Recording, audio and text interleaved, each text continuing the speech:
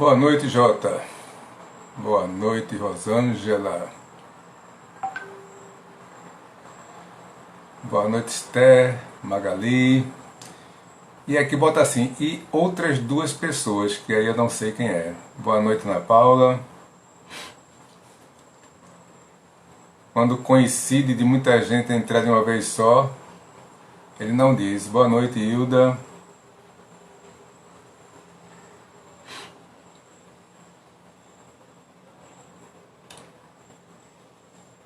Boa noite, Carol. Boa noite, Kita. Boa noite, Dona Marlene. Boa noite, Cris. Boa noite, Eduardo. Boa noite, Felipe.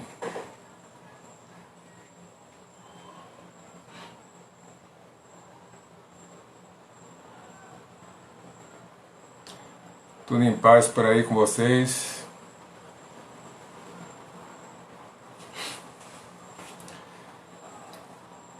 Concluindo mais uma semana, né? Estamos concluindo mais uma semana. Boa noite, Silvana.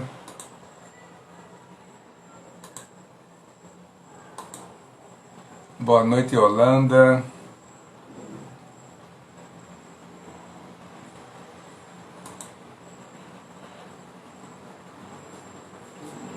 A saúde tá boa, Hilda?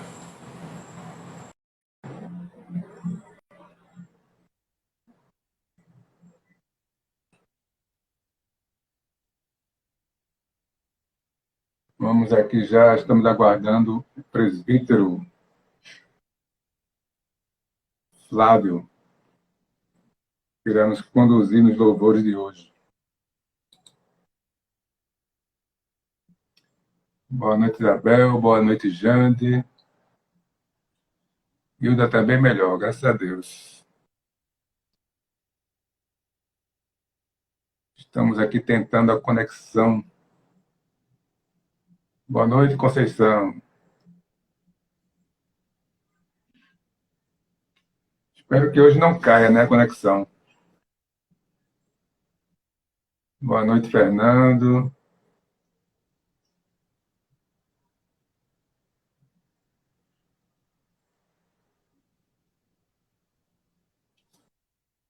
Olha, não conseguiu entrar. Eu vou pedir aqui novamente.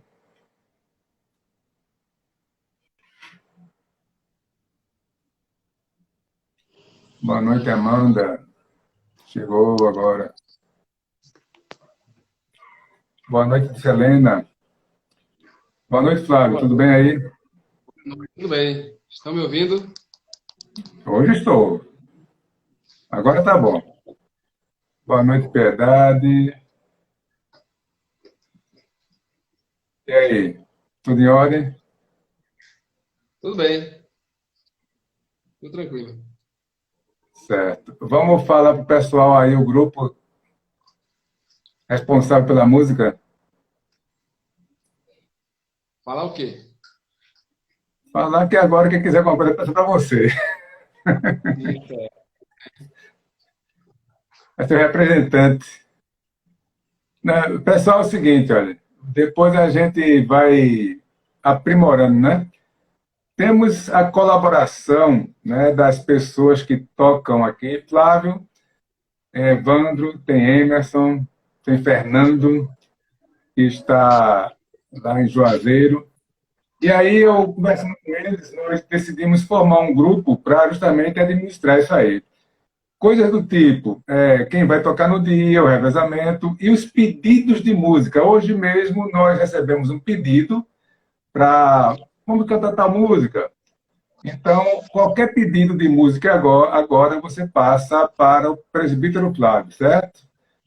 Se porventura você não tiver o número do WhatsApp dele, é só ver no boletim que está lá.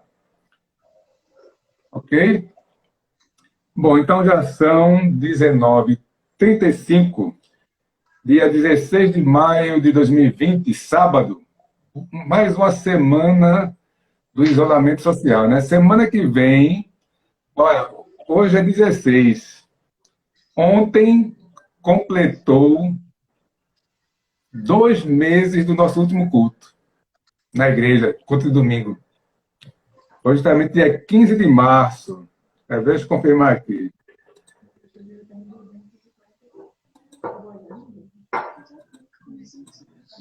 Exatamente. O último culto dominical realizado na igreja foi dia 15 de março. Completamos, então, 2 meses ontem. E temos aí pelo menos até o fim do mês, né? É um problema, mas vamos lá. Vamos fazer o que a gente pode fazer, tá certo? Vamos orar neste momento e iniciar nossa devocional de hoje. Muito obrigado, Senhor, por mais uma vez podermos nos reunir virtualmente. Muito obrigado pela tua proteção e cuidado para conosco. Muito obrigado pela tua providência, pelo teu conforto, pela tua paz.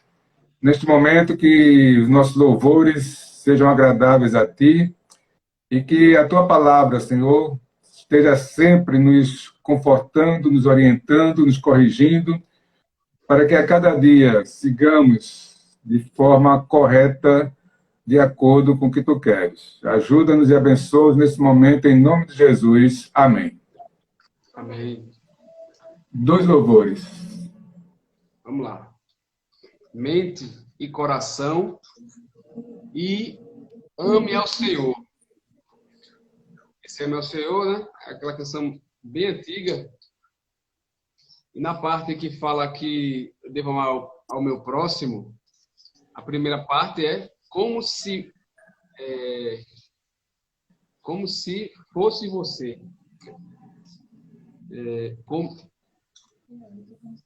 E a outra é como se doesse você, né? A primeira é como se fosse, a segunda é como se doesse. E a outra canção é mente e coração. Vamos começar com ame ao Senhor.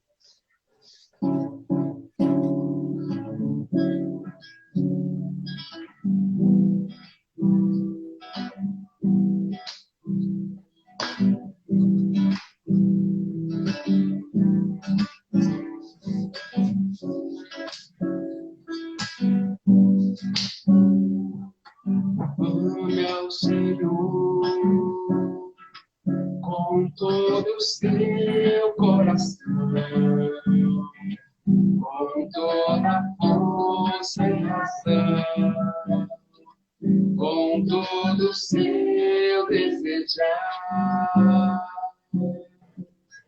Ame ao seu próximo como se fosse você, como se a dor que ele sente fosse a que sente você.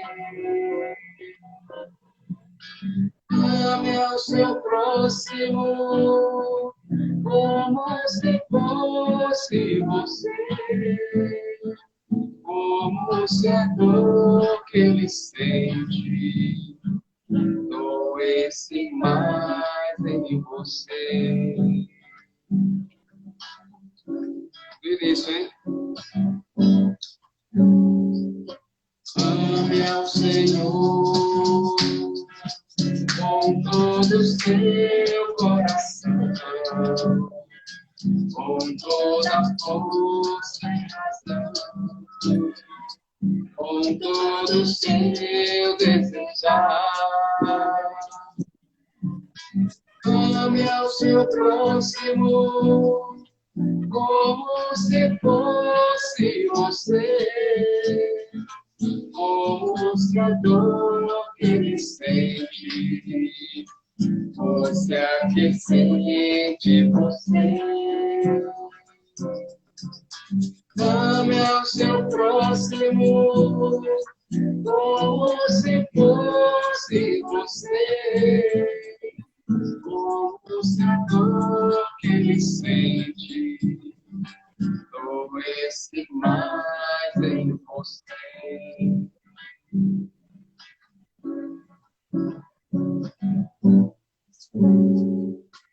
Ame ao Senhor.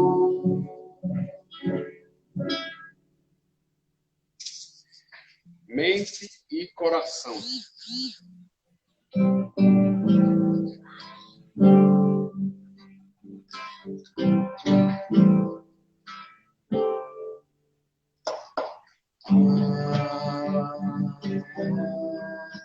Como é bom poder aos pés da cruz,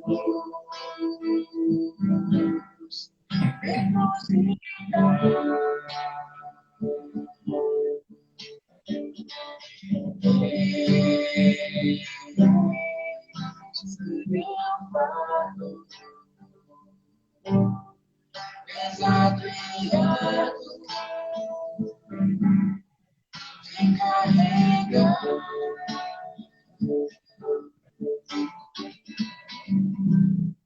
Eu tenho que andar ansioso de nada,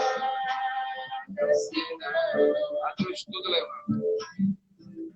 A Deus tudo levar, em grata e suplici coração.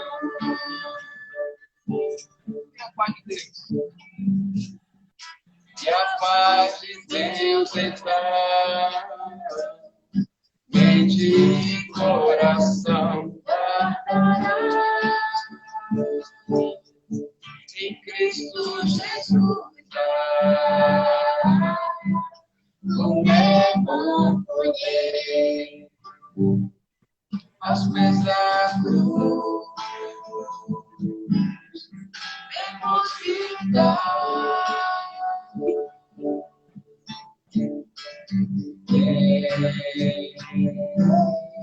este meu fardo pesado e árduo de carregar. Não ter que andar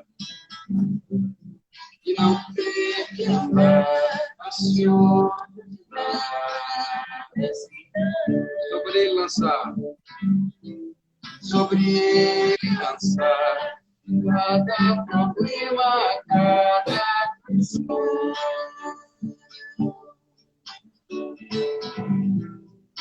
E a paz de Deus entrar, mente e coração guardará. Em Cristo Jesus é bom poder, como é bom saber.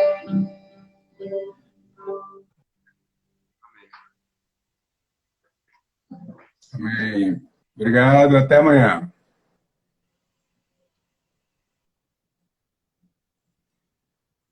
Bom, nós vamos orar agora, porque os textos serão lidos ao longo da nossa reflexão, certo?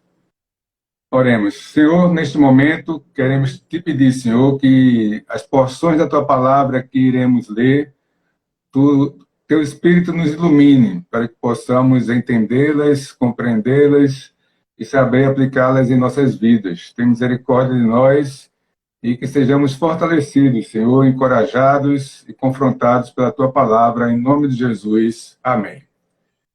Bom, ontem nós concluímos a nossa série de reflexões na carta de Colossenses e hoje eu quero justamente fazer uma recapitulação, uma rápida passagem por tudo que nós vimos, né, para fixar bem na mente de todos. Se você perder alguma coisa, pelo menos ter uma visão geral da carta. Paulo escreveu esta carta para uma igreja que ele não fundou, que ele não conhecia, mas com a qual ele se preocupava. E logo no início da carta, no capítulo 1, nós vamos sequencialmente aqui vendo alguns versículos que eu quero destacar, né? É um resumo bem rapidinho, mas que eu espero que nos ajude, né, a fixar e nos direcionar a fazer aquilo que Deus quer que nós façamos. Então, logo no começo, Paulo diz que dá graças, né, a Deus e a Cristo quando ora por aquela igreja. Por quê? Porque tinha ouvido a fé em Cristo e do amor que eles tinham uns para com os outros.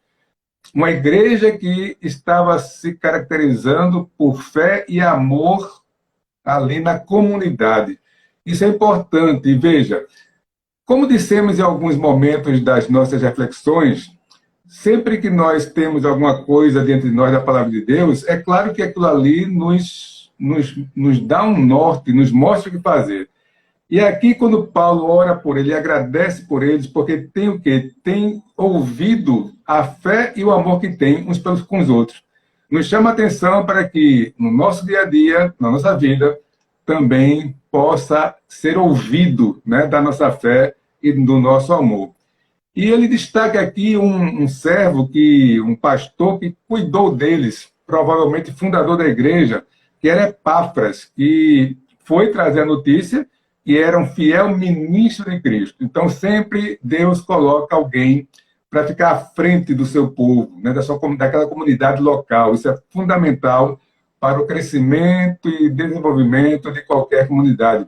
Não existe esta história na Bíblia de crente desigrejado, não existe povo de Deus sem liderança. Não tem, de Gênesis e Apocalipse, isso não acontece. Ele continua e ainda no capítulo 1, versos 9 e 10, por esta razão também nós, desde o dia em que o ouvimos, não cessamos de orar por vós e de pedir que transbordeis do pleno conhecimento da vontade de Deus, né, em toda sabedoria e entendimento espiritual.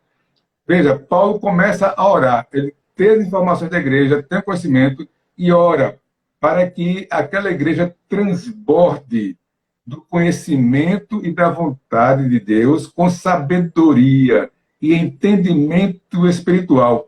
Para quê? Para que essa sabedoria, para que esse entendimento? Para viverdes de modo digno do Senhor, para o seu inteiro agrado. Vemos aqui, então, que Paulo ele se preocupa para que a igreja tenha a doutrina correta, bíblica, e que essa doutrina se transforme em comportamento e em ação para a glória de Deus, de forma digna do Senhor, de forma que o Senhor se agrade. E aí, a partir do verso 13, Paulo começa justamente a falar daquilo que é a essência da carta, que é a obra de Cristo. Né? Ele fala que Deus, né, nos libertou do império das trevas e nos transportou para o reino do Filho do seu amor, no qual temos a redenção e remissão dos pecados. Deus Pai envia Deus Filho, que cumpre o papel de substituir o povo eleito de Deus para que haja a remissão dos nossos pecados. Quando o anjo foi dizer a José que ele não temesse receber Maria por sua esposa, ele chega lá e diz que não temas, porque o que nela foi gerado é do Espírito Santo. Ela dará à luz um filho e porá o nome de Jesus. Por quê? Porque ele salvará o seu povo do pecado deles. Pecado é o problema da humanidade. Pecado é o seu problema. Pecado é o meu problema. Pecado é o nosso problema e Cristo é a solução. Cristo é a vacina. Cristo é o remédio. Cristo é a única coisa que pode nos tirar dessa situação de morte espiritual. Ele, através dele, é que nós temos a remissão dos nossos pecados. E aí Paulo diz que ele é a imagem do Deus invisível. Tudo foi criado por meio dele e para ele. Ele, em todas as coisas, tem a primazia. Então, entende que a carta, como nós falamos ao longo desses últimos dias, é uma carta cristológica, ela exalta a doutrina de Cristo, o papel de Cristo, o ministério de Cristo, a obra de Cristo, de ser aquele que Deus envia, o próprio Deus, para nos livrar dos nossos pecados. E Paulo continua, capítulo 1, verso 26, o ministério que estava oculto dos séculos das gerações, agora, todavia, se manifestou aos seus santos, aos quais Deus quis dar a conhecer qual seja a riqueza da glória desse mistério entre os gentios, isto é, Cristo em vós. Esse mistério não é um mistério de coisas que ficam ocultas e é reservado a uma elite espiritual, não. É um mistério revelado a todo aquele que Deus chama, todo aquele que faz parte do povo de Deus, que é Cristo, a esperança da glória. Aí vamos passar para o capítulo 2, versos 6 e 7. Ora, como recebesse Jesus o Senhor, assim andai nele. As consequências a consequência da eleição de Deus para as nossas vidas se manifesta na atuação do Espírito Santo em um momento da nossa existência, para que nós possamos compreender aquilo que Deus quer de nós. E aí nós precisamos saber, ter a capacidade de entender que a nossa vida precisa ser uma vida que reflita aquilo que nós dizemos que Deus fez por nós. Então, quando ele chega e fala, ora, recebeste a Cristo como Senhor, assim andai nele. Nele radicados, edificados, confirmados na fé, tal como foste instruídos, crescendo em ações de graça. Precisa haver, então, uma vida que demonstre aquilo que Deus fez por nós. Não pode ficar num vazio, não pode ficar numa religiosidade aparente, não. É vida que tem que ser vivida todos os dias. E aí Paulo diz, olha, Colossenses 2, 8 e 9, cuidado que ninguém vos venha enganar com sua vã filosofia e sutilezas, conforme a tradição dos homens, conforme os rudimentos do mundo, e não segundo Cristo. Porquanto nele habita corporalmente toda a plenitude da divindade. Veja, muitas vezes lobos, né, entram no meio do rebanho para ensinar uma doutrina errada. Mas há um problema talvez ainda pior, porque o lobo muitas vezes é identificado, passa um tempinho e a gente descobre quem ele é. O problema é que nós podemos estar fazendo alguma coisa errada se nós não tivermos a devida atenção à palavra de Deus, a preocupação com a doutrina. Então, cuidado para que nós não sejamos enganados, iludidos, tirados do caminho. E a forma para fazer isso é o quê? Examinar as Escrituras todos os dias para ver se o que eu estou falando está certo, como os crentes de Bereia faziam com Paulo e com Silas. Porque, olha, a obra de Cristo, então, Paulo chega aqui no capítulo 2, versos 13 a 15. E a vós outros que estáveis mortos pelas vossas transgressões e pela incircuncisão da vossa carne, vos deu vida juntamente com ele, perdoando todos os nossos delitos, cancelando o escrito de dívida que era contra nós, que constava de ordenanças, o qual nos era prejudicial. Deus, né, nós falamos, ele trabalha com representantes. Adão e Eva eram nossos representantes, nossos pais. Os melhores que nós poderíamos ter, né? Vamos deixar isso sempre lembrado. E eles pecaram. E Deus tinha dito, não coma do fruto daquela árvore, porque no dia que você comer, você morre. E eles pecaram, e a morte passou, então, para eles e, através dele, para toda a humanidade. Então, esse é o problema. A morte é aquele vírus, né, que passou. Então, todo mundo nasce morto espiritualmente. E aí, o que é que Paulo lembra aqui? Nós estávamos mortos pela incircuncisão da carne, então ele nos deu vida. Então, Cristo nos dá vida e perdoa todos os nossos delitos, cancela a nossa dívida, paga todo o nosso débito para que nós, então, possamos viver do jeito que ele quer. E ainda diz que despojou principados e potestades publicamente e os expôs ao desprezo, triunfando deles na cruz. Então, Cristo, ele é vencedor. Cristo, ele cumpriu a sua obra. O que é que Jesus diz? Todo poder me foi dado nos céus e na terra. Não precisamos temer nada nem ninguém além de Deus, além de Cristo, além do Espírito Santo. Deus, a Trindade.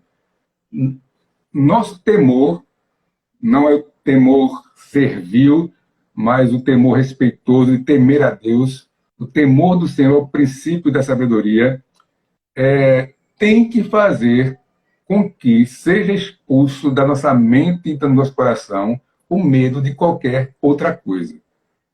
Nesses dias que nós estamos vivendo, muitos estão com medo, né? Medo, apavorados. O que é que vai acontecer? Bom, não podemos nos deixar levar por este medo. Jesus diz, olha, não tema quem, depois de matar o corpo, não pode fazer mais nada. Então, um vírus, um assaltante, um opositor, um mau elemento, o máximo que ele vai poder fazer é tirar nossa vida. E depois mais nada. Jesus diz, temei antes aquele que, depois de matar o corpo, pode lançar a alma no inferno. E esse é Deus Pai. As pessoas ficam querendo ser advogados de Deus, sabe? Mas Jesus deixa bem claro quem ele é, o que ele faz e o poder que ele tem. Deus, ele não passa a mão na cabeça de ninguém. Ele é justo. Ele tá olhando tudo. Sabe o que é isso? Sabe o conforto que você pode ter nisso? Que mesmo naquele momento que você errou, mesmo naquele momento que você pecou, você ter a consciência de que Deus mede e sonda e pesa exatamente o porquê de cada uma daquela ação, e aí ele vai dar a retribuição em justa medida aos seus filhos, porque aos outros que não são filhos, a eternidade vai ser o castigo. O inferno para sempre. Não tem pressa. Então, nós precisamos estar aqui e lembrados que Cristo triunfou na cruz sobre todo principado e potestade e os expôs ao desprezo. Então, todas as outras coisas, todos os outros poderes são nada diante de Deus. Aí Paulo passa para o cuidado justamente das coisas mais práticas. Olha, ninguém vos julgue por causa de comida, bebida, dia, festa, lua nova, sábados, porque tudo isso tem sido sombras das coisas que havia de vir. Porém, o corpo é de Cristo. Então, o obedecer a Deus não está nessas coisas, sabe, pequenas, que muitas devem ser observadas, mas não é isso. É justamente essa convicção de quem Deus é, o que Ele fez por mim, e de uma vida realmente que lhe agrade. E aí Paulo, no capítulo 3, diz, olha, se fostes ressuscitados justamente com Cristo, buscai as coisas lá do alto, onde Cristo vive, assentado à direita de Deus. Pensai nas coisas do alto, e não nas que são da terra. Por quê? Porque morrestes, e a vossa vida